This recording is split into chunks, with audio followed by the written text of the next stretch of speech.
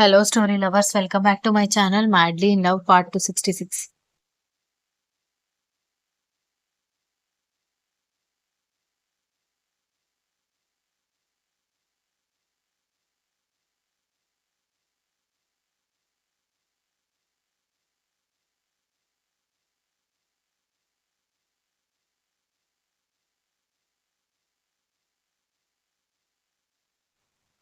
అమ్మాయిలందరూ ఇంటి వెనక్కి వెళ్ళగానే విరాట్, విరాజ్ ఇద్దరు ఒకరినొకరు సైగలు చేసుకుంటే కర్ణ కూడా నెమ్మదిగా ఇంటి వెనకున్న రౌండ్ స్టెప్స్ మీద నుంచి దిగి కిందకి రావడంతో ఆహా, రాజకుమారుల్లాగా భలే నడిచొస్తున్నావురా అని విరాట్ వెటకారంగా అనుకున్నాడు. అబ్బా, ఆ విషయం పక్కన పెట్టు బ్రో. మనం మాత్రం ఇలా చీరలు కట్టుకుని వచ్చామని మన పెళ్ళానికి కాకుండా మరదళ్ళకి, వదినలకి, చెల్లెళ్ళకి తెలిసిందనుకో, ఈ విషయం టామ్ టామ్ చేసేసి మొత్తం మన పరువు తీసేస్తారు. ముందే స్నేహకి ప్రతీదీ తీసుకువెళ్లి సోషల్ మీడియాలో పెట్టే అలవాటుంది.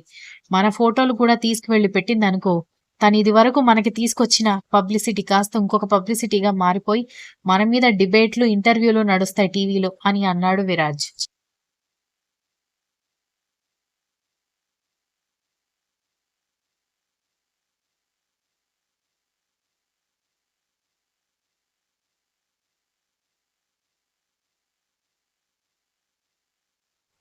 ఒరేయ్, నువ్వు అనవసరంగా లేనిపోని టెన్షన్లు పెట్టకు నాకు.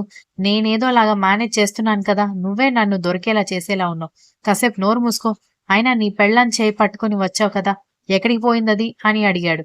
ఏముంది, ఆడపిల్లలు ఆడపిల్లలు కలిస్తే వాళ్ళకి లోకం తెలియదు గదా, అన్ని పనికిమాలిన ముచ్చట్లు పెట్టుకుంటారు. నేను చేయి పట్టుకొని తీసుకొచ్చినా నా చేతిని వదిలించుకొని దక్ష వాళ్ళతో కబుర్లు చెప్తోంది అని వాపోయాడు విరాజ్.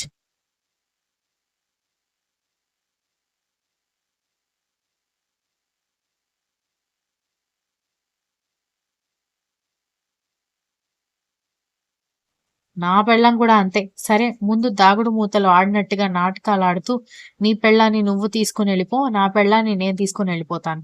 వాడి పెళ్ళాన్ని వాడు తీసుకునెళ్ళిపోతాడు అనగాని ఓకే అని చెప్పి చెట్టు చాటున దాక్కున్నారు విరాట్, విరాజ్. ఇంతకీ దొంగ ఎవరు? ఎవరు పట్టుకోవాలి అనగాని అందరికంటే చిన్నది రక్ష కాబట్టి తన కళ్ళకి గంతలు కడదాం. తానెవరిని పట్టుకుంటే వాళ్లే దొంగ అని స్నేహ చెప్పింది.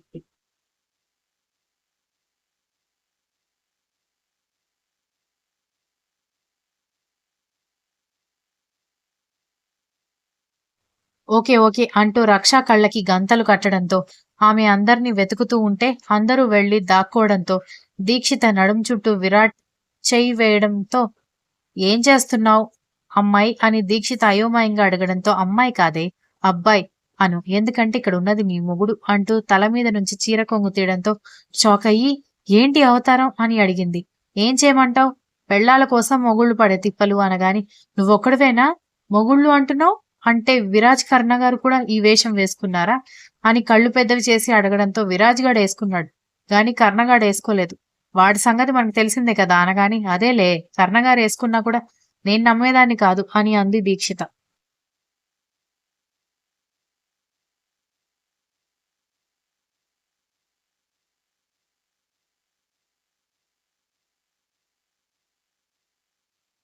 సరేలే, ఎదవ డిస్కషన్స్ నువ్వు అంటూ ఆమెని అక్కడి నుంచి తీసుకుని వెళ్ళిపోవడంతో వీక్ష భుజం చుట్టూ వేసిన చేతిని చూసి అనుమానంగా చూస్తుంటే విరాజ్ క్లోజప్ స్మైల్ ఇవ్వడంతో బీభత్సమైన షాక్ లో ఉండిపోయిన వీక్ష షాక్ లో ఉండగానే తీసుకుని వెళ్ళిపోయాడు విరాజ్.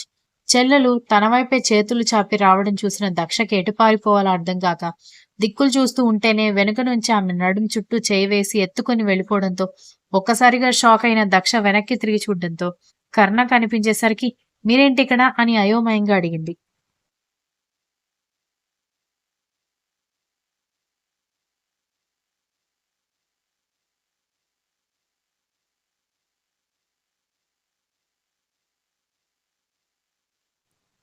"నీకోసమే వచ్చానని" అంటూ ఆమెని తీసుకుని ఎవరూ లేని స్టోర్ రూమ్‌లోకి తీసుకునెళ్ళాడు. "ఏం చేస్తున్నారు మీరు? అక్క వాళ్ళందరూ నన్నెతుకుతారు" అని అంటూ ఉంటే "ఆల్రెడీ మీ అక్కని, మీ బావ, వీక్షని విరాజ్ తీసుకునెళ్ళిపోయారులే" అనగానే "ఎప్పుడు? నాకు కనిపించలేదు" అంది.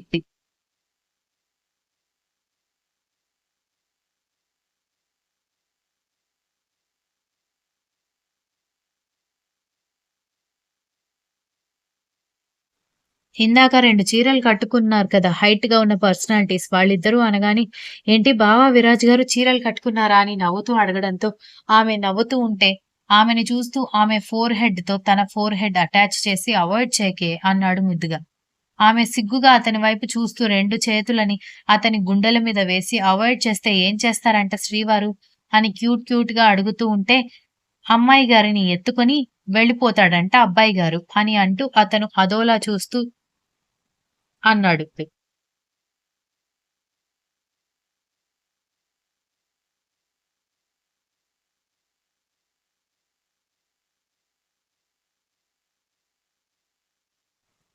అలా చూడకండి నాకు సిగ్గేస్తుందని చెప్పడంతో, నా దగ్గర నీకు సిగ్గెందుకు? అయినా నువ్వు సిగ్గుపడేలా చేసే రోజు దగ్గరికి రావడానికి ఇంకా టైముందనగానే, అతన్ని దూరంగా నెట్టేయడానికి ట్రై చేసి, ఆ విగ్రహాన్ని కదిలించే బలం తన దగ్గర లేకపోవడంతో, చూడండి ఇలా టీజ్ చేయకండి అని అంటూ తలదించుకుంది.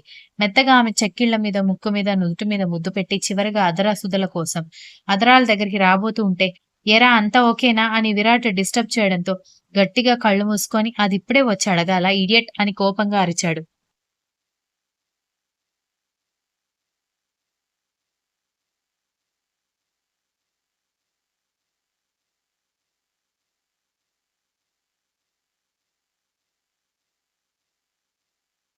సారీ డిస్టర్బ్ చేశానా అనగానే ముందిక్కడి నుంచి పోరా అని అరవడంతో విరాట్ పక్కకెళ్ళిపోవడంతో దక్ష పగలబడి నవ్వుతూ ఉంటే ఆమెని దగ్గరికి తీసుకోవడంతో ఇది తూచ్ మీరు రాత్రి 12 గంటలకి టెర్రస్ మీదకి రమ్మన్నారు. ఇప్పుడే ఇలా దొంగతనంగా మా ఆటని డిస్టర్బ్ చేసి మమ్మల్ని రప్పించుకోవడం చాలా చీటింగ్. ఇప్పుడు వచ్చారు కాబట్టి నేను ఇంక 12 గంటలకి రాను అని చెప్పడంతో చంపుతా అన్నాడు. ఆహా! అని అంటూ అతని మెడ చుట్టూ చేతులు వేసి ఏది చంపండి చూద్దాం అని అడగడంతో చంపుతా ముద్దులతో అని అంటూ ఆమె మొహమంతా ముద్దులు పెడుతూ ఉండడంతో ఆమె కిలకిలా నవ్వుతూ ఉంటే ఏం చేస్తున్నారే? వంట టైం అవుతోంది. భోజనం ప్రిపేర్ చేయాలి. పిల్లలు ఆకలాకలంటున్నారు కదా! అని బామ్మ పిలవడంతో వస్తున్నాను బామ్మ అని అంటూ శాడిస్ట్ బాబుని ఒక్క తోపు తోసేసి తుర్రుమని పారిపోయింది దక్ష.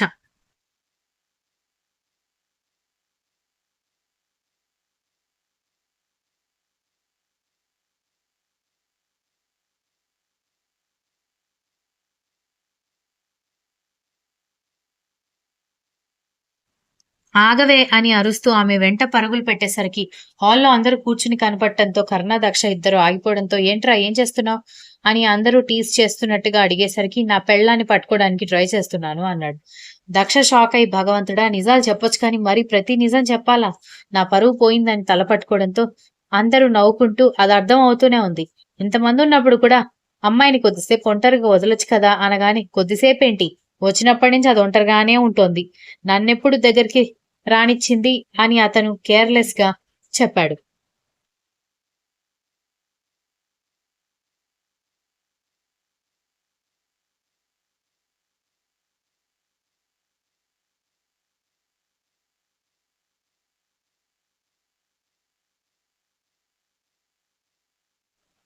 అందరూ పుసుక్కున నవ్వేసరికి ఏవండీ మీరెళ్లి గదిలో కూర్చోండి. నేను గ్రీన్ టీ తీసుకొస్తాను అనగానే, గ్రీన్ టీ సంగతి తర్వాత ముందు నువ్వు నాతో పాటు రా అనగానే ఇంకాస్త గట్టిగా నవ్వారందరూ. ఏమైంది నాని? వీళ్ళందరికీ ఎందుకంతలా నవ్వుతున్నారు అనగానే, మరి నవ్వకేం చేస్తార్రా? నీ పెళ్ళాం పిచ్చి రోజు రోజుకి పెరిగిపోతుంటే ఎప్పుడు దాని తోక పట్టుకుని తిరుగుతావేంటి? అని అడిగింది.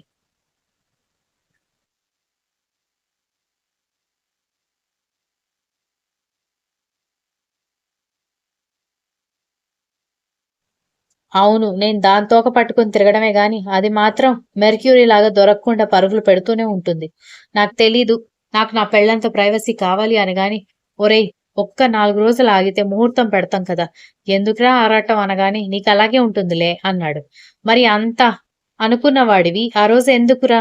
వాడు ఎవరితోనో గొడవ పెట్టుకోవడానికి వెళ్ళిపోయావు. అదే ఆ రోజు చెడగొట్టుకోకపోయుంటే, ఈ పాటికి నువ్వనుకున్నది జరిగిపోయేది కదా! అని విరాట్ అనగానే, అందరూ మళ్ళీ నవ్వేసరికి దీక్షిత విరాట్ డిప్ప మీదొకటేసి ఎవరి మధ్య ఏం మాట్లాడాలో తెలీదా నీకు? అనగానే ఇంకా సిగ్గుపడ్డానికేముంది? వాడు మాట్లాడాల్సిందంతా మాట్లాడేశాడు అని అన్నాడు విరాట్.